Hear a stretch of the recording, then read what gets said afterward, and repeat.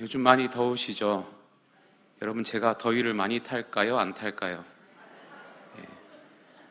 제가 자다가 몇 번 깰 정도로 요즘은 많이 덥습니다. 여러분, 더위하면 생각나시는 것들이 좀 있을 겁니다. 저는 더위하면 팥빙수, 수박, 복숭아 이런 거 생각납니다. 생긴 것답게 먹는 것부터 떠오릅니다. 예. 우리는 보통 더위하면 휴가, 바다, 선풍기, 보양식 이런 관련된 연상되는 단어들을 떠오르게 됩니다. 우리는 이것들을 연상 단어라고 부릅니다. 여러분, 인천에서 제일 좋은 교회 하면 어떤 단어가 떠오르십니까? 네, 그렇게 될 줄 믿습니다. 네. 그런데 재미있는 사실은 성경에도 이와 같은 표현들이 있다라는 겁니다.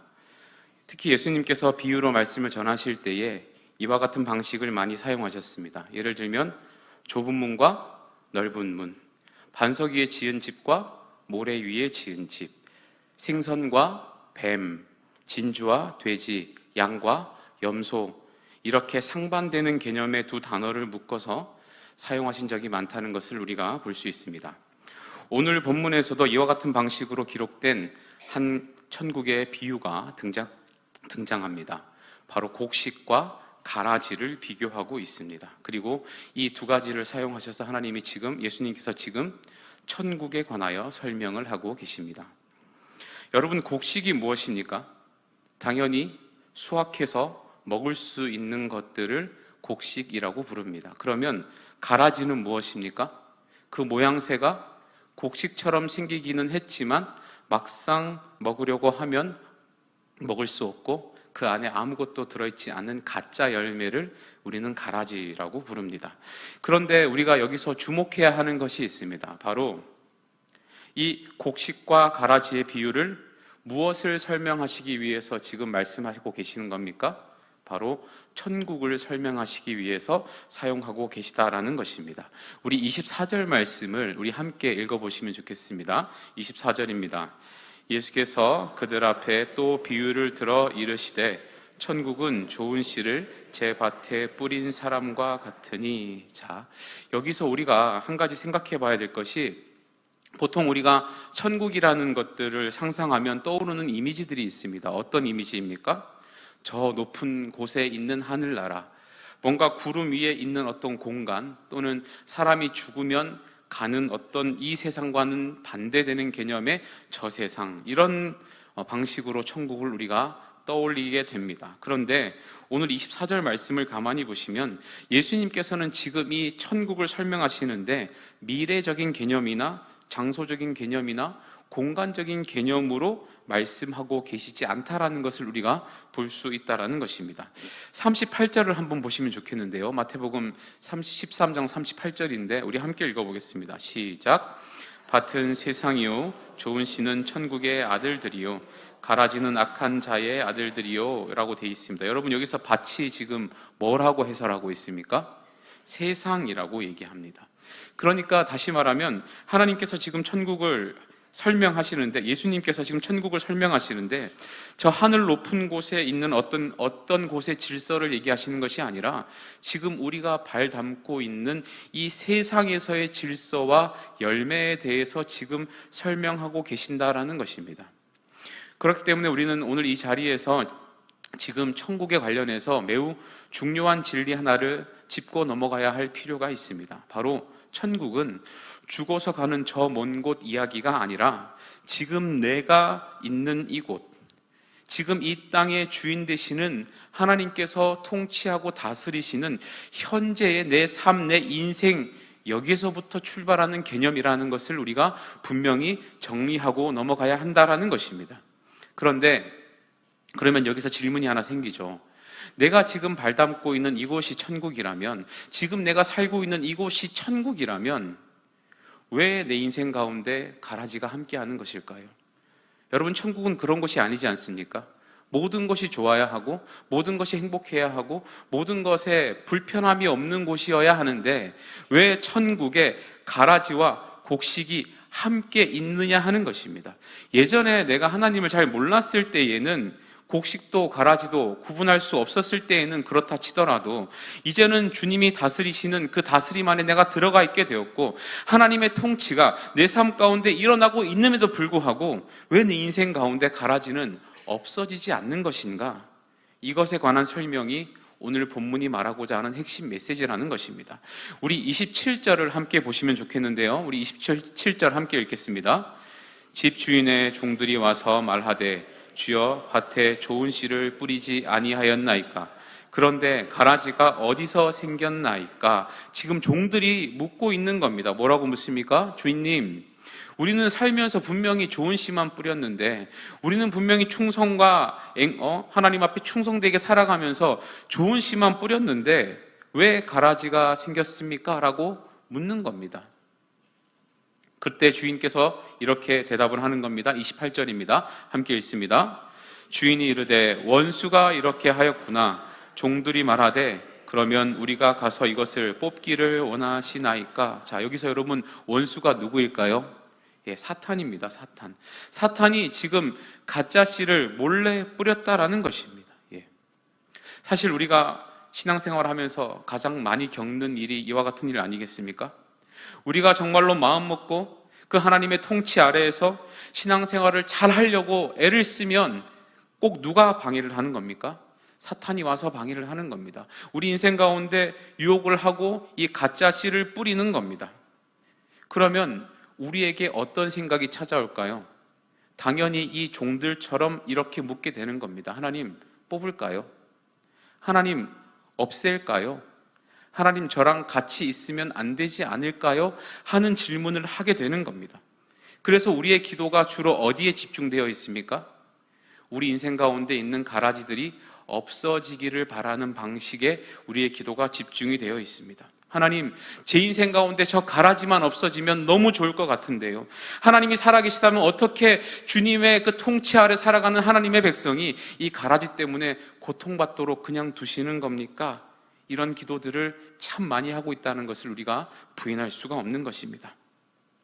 여러분, 남자들이 군대 가면 제일 많이 하는 작업이 뭔지 아십니까? 사격을 많이 할까요? 훈련을 많이 받겠습니까? 아니요. 풀 뽑기를 제일 많이 합니다. 제초 작업을 제일 많이 합니다. 그래서요, 예초기를 잘 돌리는 사람은 포상휴가도 줍니다. 예. 저도 풀을 뽑는 작업을 굉장히 많이 했었습니다. 예. 그런데 이 잡초를 뽑아보신 분들은 잘 아시겠지만 오늘 뽑아도 내일 똑같습니다. 오늘 뽑아내도 내일 또 올라옵니다. 그게 혼자 하는 일이면 너무 힘듭니다. 그래서 제가 하다가 너무 힘들어서 꾀를 좀 냈습니다. 어차피 오늘 뽑아봤자 2, 3일 후에 또 똑같이 날 건데 그냥 작업한 표시만 나게 흙을 덮자. 그래서 흙을 덮었습니다. 좀 똑똑합니까? 예. 어차피 흙 뒤집어 놓은 느낌만 나면 작업한 것 같잖아요. 그래서 매번 작업할 때마다 다른 데서 흙을 터와서 흙을 덮었습니다. 또 덮고. 예. 처음에는 그럴듯했습니다. 제가 천재라고 생각했습니다. 그런데 나중에 큰 일이 터졌습니다. 하루는 부대장님께서 그 제가 흙으로 덮어놓은 그 잡초 자리에 나무를 심으라고 하시더라고요. 그런데 나무를 심으려면 어떻게 해야 됩니까? 다 파내야 됩니다. 그런데 문제는 삽이 아예 안 들어갑니다. 그 정도로 잡초가 엉켜있고 계속 나니까 곡괭이로 파내지 않고서는 더 이상 안 파질 정도로 뿌리들이 얽히고 설켜서 단단하게 도저히 파지지 않는 그런 상태가 되었습니다. 그때 알았습니다. 잡초는 매일 뽑아야 됩니다. 잡초는 두면 안 된다는 것을 제가 그때 너무 절실히 깨달았습니다. 그런데 오늘 본문에서 재밌는 것이 무엇인가 하면요, 주인이 대답하는 겁니다. 주인이 지금 뭐라고 대답합니까? 29절 말씀인데요, 함께 읽습니다. 주인이 이르되 가만두라. 가라지를 뽑다가 곡식까지 뽑을까 염려하노라. 지금 누가 가만두라고 말씀하고 있는 겁니까? 주인이. 다시 말하면 지금 우리 인생 가운데 우리를 괴롭게 하는 내 주변의 가라지들을 누가 허용하신 겁니까? 주인이 허용하고 있다는 것입니다. 이것이 우리의 삶의 딜레마죠. 우리는 분명 하나님의 통치권 아래 살아가고 있고 나는 지금도 현재적 천국을 살아가고 있다고 믿고 살고 있는데 우리의 삶에는 너무 많이 하나님께서 허용하신 가라지가 많다라는 것입니다. 가라지가 이렇게 많은데 어떻게 천국이 될 수 있습니까? 어떻게 천국이 될 수 있습니까? 라고 항변하고 싶을 정도로 우리 인생 가운데는 좋은 것으로만 가득해야 하는 이 천국의 삶이 가라지가 많다라는 것입니다. 그런데 중요한 사실은요, 아까도 우리가 언급했지만 이 가라지를 허용하신 분이 누구라고요? 주인입니다. 그러면 여러분 이렇게 생각해 볼 수 있어야 합니다. 주인이 가라지가 중요해서 허용하셨을까요? 주인이 가라지가 중요해서 뽑지 말라고 얘기했겠습니까? 아니죠. 주인에게 중요한 것은 무엇입니까? 곡식이 중요합니다. 그러면 가라지를 주인이 허용했다면 그 이유는 분명히 어디에 있는 겁니까? 곡식에게 있다라는 것을 우리가 생각할 수 있어야 한다라는 것입니다. 오늘 저는 이 본문을 통해서 이와 같은 주인의 결정에는 곡식들을 향한 너무 중요한 큰 배려 두 가지가 있다라는 것을 함께 나누고자 합니다. 첫 번째 배려가 무엇인가 하면 따라합시다. 나중에 더 귀하게 쓰시기 위한 훈련과 연단. 나중에 더 귀하게 쓰시기 위해서 하나님이 훈련시키시고 연단시키시는 배려의 과정이 있었다라는 겁니다. 우리가 이와 같은 주인의 마음을 좀 이해하기 위해서는 다윗의 인생을 한편 다시 살펴보면 좋겠습니다. 여러분, 다윗이 언제 기름 부음을 받았습니까? 매우 어렸을 때 받았습니다. 다윗이 골리앗과 싸울 때 대략 추정되는 나이가 17세 또는 18세 정도로 봅니다. 그러면 기름 부음 받은 것은 훨씬 그 이전이었기 때문에 그것보다 훨씬 어렸을 때 받았다라는 겁니다. 그런데 여러분 잘 아시다시피 다윗이 왕으로 기름 부음 받은 이후에 인생이 편했습니까? 죽을 고생을 엄청 했습니다. 차라리 왕 안 하겠다라는 말이 나와야 정상일 정도로 그는 늘 위협과 고통 속에서 살아갔습니다. 전쟁에서 승리하고 돌아와도 사울은 천천히요, 다윗은 만만이라는 그 노래 때문에 고통받았고요. 사울의 사위가 된 이후에도 그는 늘 쫓기고 도망다니는 인생을 살았습니다. 우리의 상식으로는 왕이 되겠다라는 이 기름 부음을 받으면 그 인생 가운데 앞으로 꽃이 피어야 된다고 생각하지 않겠습니까? 그런데 우리 하나님의 시각은 달랐다라는 것입니다. 더 좋은 왕으로 만들기 위해서, 더 하나님의 뜻에 합당한 인생이 되게 하시기 위해서 하나님께서 혹독한 시련과 연단의 과정을 겪게 하셨다라는 것입니다. 그리고 성경은 그를 하나님께 가장 사랑받았던 왕으로 기록하게 된 것입니다. 다시 말하면 다윗에게 있어서 사울은 가라지였고 가시였지만 하나님께서는 오히려 그와 같은 상황을 사용하셔서 다윗의 인간적인 성품을 미리 죽이시고 오직 하나님 나라 선민 왕국을 이끌어갈 왕으로서 필요한 부분들을 미리 준비시키는 과정으로 그 시간들을 사용하셨다라는 것입니다. 미국의 캘리포니아 지역에 몬터레이만이라는 곳이 있다고 합니다. 천혜의 자연적인 조건을 가지고 있는 매우 아름다운 곳이라고 합니다. 그런데 그곳이 원래는 청어 사업으로 매우 유명한 곳이었다고 합니다. 청어라는 물고기가 그 지역에서 정말 많이 잡혀서 거기서 가공하는 캔을 팔고 유통하는 사업들이 굉장히 번창했던 그런 곳이었다고 합니다. 그런데 당시 그곳에서 조업을 하던 어부들에게 매우 큰 고민이 하나 있었습니다. 무엇인가 하면 청어를 아무리 많이 잡아도 살아있는 채로 육지로 가지고 와야 돈을 많이 받을 수 있는데 이 청어라는 물고기가 너무 성질이 급하다 보니까 자신이 사는 환경이 바뀌기만 하면 그 스트레스로 금방 죽어버린다는 것입니다.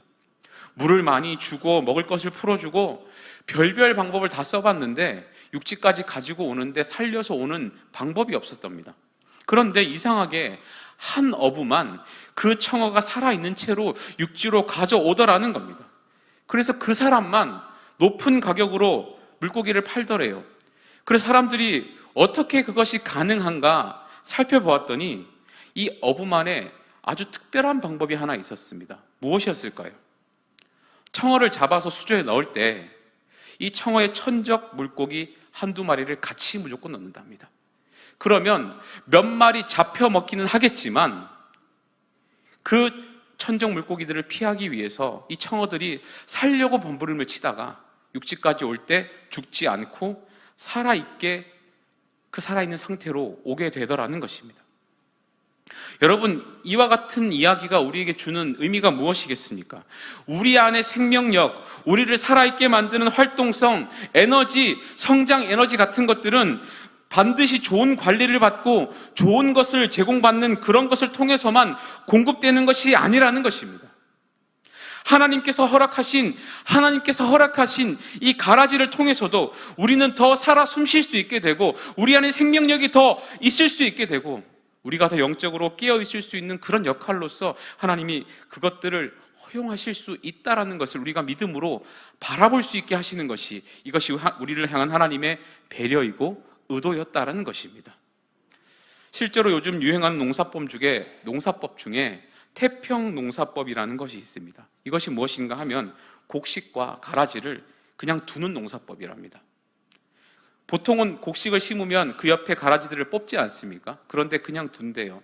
그러면 생산량 자체는 줄어든다고 합니다. 그런데 이 과정을 통해서 가라지와 함께 자란 이 곡식은 기본 품종 자체가 매우 튼튼하고 강한 종자가 된다고 합니다. 우리 인생도 마찬가지 아니겠습니까? 하나님께서 우리 인생 가운데 가라지를 두시는 이유는, 우리가 적당히 감당할 수 있을 만큼 함께 하게 하시는 이유는, 이와 같은 연단의 과정과 훈련의 과정을 통해서 우리가 더 강한 믿음을 가진 하나님의 성숙한 자녀가 되게 하시는 하나님의 사랑의 의도가 있다고 분명히 믿을 수 있는 저 여러분 다 될 수 있기를 주님의 이름으로 축원합니다. 오늘 이 시간 이러한 하나님의 의도가 이해되는 은혜가 있기를 축원합니다. 그래서 이후로 우리가 하나님 앞에 기도할 때에, 하나님, 이 가라지 좀 뽑아주세요, 제발 좀 없애주세요 라고 기도하는 것이 아니라, 하나님, 이와 같은 과정들을 통해서 내 안에 다루어져야 하는 나쁜 성품들과 부족한 것들을 연달받을 수 있는 하나님 넉넉한 은혜를 허락하여 주시옵소서라고 기도할 수 있는 저 여러분 다 될 수 있기를 주님의 이름으로 축원합니다. 두 번째, 하나님께서 가라지를 통해서 이루고자 하시는 또 한 가지 배려가 있습니다. 따라하면 좋겠습니다. 믿는 자들이 다치지 않기를 바라는 배려. 하나님께서는 우리 믿는 자들, 이 곡식들이 다치지 않기를 바라는 마음으로 그와 같은 말씀을 하셨다라는 겁니다. 오늘 본문을 잘 살펴보시면 이 종과 주인의 관점이 아주 다르다는 것을 우리가 알 수 있습니다. 28절 보시면 종들의 질문이 무엇이었습니까? 우리가 가서 뽑기를 원하십니까? 라는 질문이었습니다. 당시 이스라엘 사람들은 하나님의 나라가 임하면 그들을 압제하던 그 로마가 무너지고 이스라엘 백성들이 중심이 된 메시아 왕국이 다시 건설될 것을 기대하며 살았었습니다. 제자들은 예수님을 메시아로 믿었기 때문에 예수님께서 이제 악인들을 심판하시고 공의를 실현할 것으로 기대하며 그렇게 함께 지냈었습니다. 그러니까 그들의 관심은 무엇입니까? 여전히 이 악인들, 득세하는 악인들을 언제 예수님께서 뽑아내실지, 그들을 언제 심판하실지가 그들의 관심이었던 겁니다. 그러니까 질문하는 거죠. 뽑기를 원하십니까? 뽑아낼까요? 우리에게도 동일한 질문이 있습니다. 하나님께서 신실하신 분이시라면, 하나님께서 선하신 분이시라면 왜 악인들이 득세하는 것을 두고만 보십니까? 가라지가 우리들의 영양분을 착취합니다. 곡식과 가라지는 함께 있으면 우리는 힘겹게 경쟁하며 살아야 합니다. 하나님, 그와 같은 상황 속에 내가 있는 것이 너무 힘듭니다. 하나님, 뽑아야 되지 않겠습니까? 우리의 관심도 거기에 분명히 있을 겁니다. 그런데 오늘 주인의 대답을 다시 한번 보십시오. 29절에 뭐라고 말씀하시는 겁니까? 그만두어라. 가라지를 뽑다가 곡식까지 뽑을까 염려하노라. 이것이 지금 우리 주인의 마음인 겁니다. 지금 주인은 무엇을 염려하고 있는 겁니까? 곡식을 염려하는 겁니다. 분명히 25절 말씀에 원수가 가라지를 덧뿌리고 갔다라고 했으니 가라지는 곡식과 함께 반드시 뒤엉켜서 자라게 되어 있습니다. 그러면 가라지를 뽑다 보면 뭐도 같이 뽑히겠습니까? 당연히 곡식도 같이 뽑히는 상황이 벌어질 수 있다라는 겁니다. 주인은 지금 그 상황을 염려하는 겁니다. 그래서 30절 말씀에 주인이 무엇을 명령합니까? 추수때까지 그냥 두어라 말씀하는 겁니다. 그런데 여기서 우리가 한 가지 짚고 넘어가야 하는 것이 있습니다. 서두에서 분명히 이 곡식과 가라지의 비유가 무엇을 나타내는 비유라고 말씀드렸습니까? 천국을 설명하기 위한 비유라고 말씀드렸습니다. 그러면 그리고 천국은 아까 말씀드린 대로 이 땅 가운데 지금 일어나고 있는 현재적 천국에 관한 내용이라고 했었습니다. 그러면 이 주인이 곡식과 가라지를 함께 두는 것이 어떤 의미겠습니까? 하나님의 통치 방식과 세상의 통치 방식이 다르다라는 것을 지금 우리에게 설명하시는 것입니다. 세상의 통치 방식은 무엇입니까? 즉각 뽑는 것입니다. 세상의 농사법은 가라지는 뽑으면 됩니다. 그리고 그거 뽑다가 곡식도 같이 뽑히면 대를 위해서 소의 희생은 가능하다라고 말하는 것이 세상의 방식입니다. 곡식 몇 개 상하더라도 전체적인 수확량이 올라가게 하려면 뽑는 것이 맞다라고 가르치는 것이 세상의 방식입니다. 그런데 하나님의 의도는 이와 같은 실용적인 방식이나 수확량에 있지 않다라는 것입니다. 이 비유의 초점은, 하나님의 관심은 이 곡식들의 안전과 건강에 있다라는 것입니다. 우리가 살아가는 세상은 수확량에 관심이 많죠. 대를 위해서 소를 희생하는 것이 당연하다고 생각합니다. 과정이 어떠해도 결과가 좋으면 된다고 얘기하는 곳입니다. 하지만 하나님께서는 택하신 백성 단 한 사람도 실족하지 않기를 바라시는 것이 우리 하나님 아버지의 관심이고 통치 방식이다라는 것입니다. 그리고 또 한 가지 문제는, 우리는 우리의 능력으로는 도저히 누가 알곡이고 누가 가라지인지 구별할 능력이 없다라는 것입니다. 예를 들어서 종에게 가라지를 뽑아라 말씀하셨다면 100% 종들이 가라지와 곡식을 구분해서 뽑을 수 있었겠습니까? 뽑다 보면 잘못 뽑기도 할 겁니다. 구분이 안 될 겁니다. 분명 우리 주변에 도움 안 되고 해만 끼치는 것 같은 사람들이 있을 수 있습니다. 그런데 우리 중에 그분이 아직 성장 중이신지, 변화 중에 있는 건지, 하나님께서 이끌고 계신 건지를 어떻게 알 수 있습니까? 만약에 그분이 나중에 바울이나 어거스틴처럼 젊은 시절에는 가라지처럼 보였지만 그 누구보다 충실한 곡식이 될 줄 어떻게 알 수 있습니까? 우리는 알 능력이 없습니다. 그런데 지금 당장 가라지처럼 보인다고 뽑으면 어떻게 될까요? 그분이 정말로 바울이나 어거스틴이었으면 어떻게 하실 겁니까? 내 손으로 그분들을 뽑은 거라면 어떻게 하시겠습니까? 그래서 하나님께서 말씀하시는 겁니다. 뭐라고요? 그냥 두어라. 그냥 두어라. 우리는 항상 나 자신의 시각으로만 바라봅니다. 내 기준으로만 판단합니다. 그렇기 때문에 우리가 우리 스스로 이것은 곡식이다, 이것은 가라지다라고 판단하는 그 자체가 위험할 수 있다는 것입니다. 그래서 하나님께서 판단을 유보시키신 겁니다. 여러분 그거 아십니까? 미숙한 사람일수록 고자질이 많습니다. 제 아이들이 어렸을 때 제가 일을 하고 집에 돌아가면 평소에는 그냥 아빠가 왔다고 달려와서 안기는데요, 어떤 날은 구두도 안 벗었는데 온통 고자질하는 날이 있습니다. 오빠가 오늘 저 괴롭혔대요, 동생이 말 안 들었대요, 기도하는데 동생이 눈 떴대요, 지는 어떻게 봤는지 모르겠지만 막 그런 고자질 계속하면서 하루 종일 고자질하는 날이 있습니다.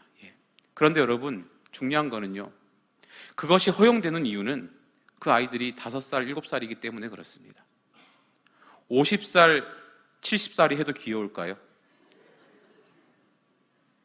끊임없이 자기 기준으로 하나님 뽑을까요? 제가 보기엔 이거 문제 있는 것 같은데 뽑을까요?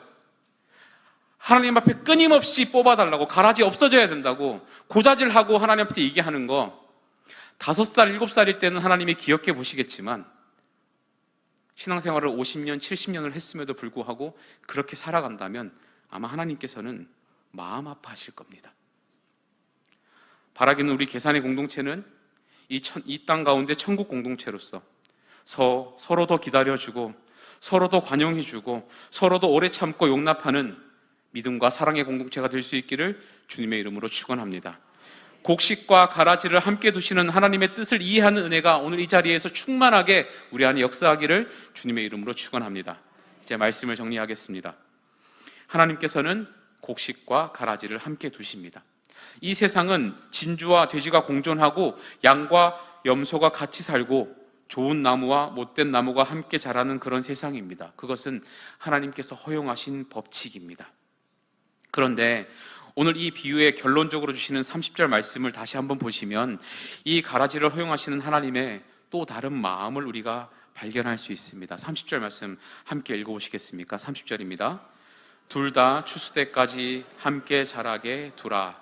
추수 때에 내가 추수꾼에게 말하기를 가라지는 먼저 거두어 불사르게 단으로 묶고 곡식은 모아 내 곡간에 넣으라 하리라. 자, 여러분 잘 보시면요, 사실 이 성경 본문 가운데에서는 왜 하나님께서 원수가 가라지를 뿌리고 갔음에도 불구하고 그냥 두셨는지에 대한 정확한 이유를 말하고 있지 않습니다.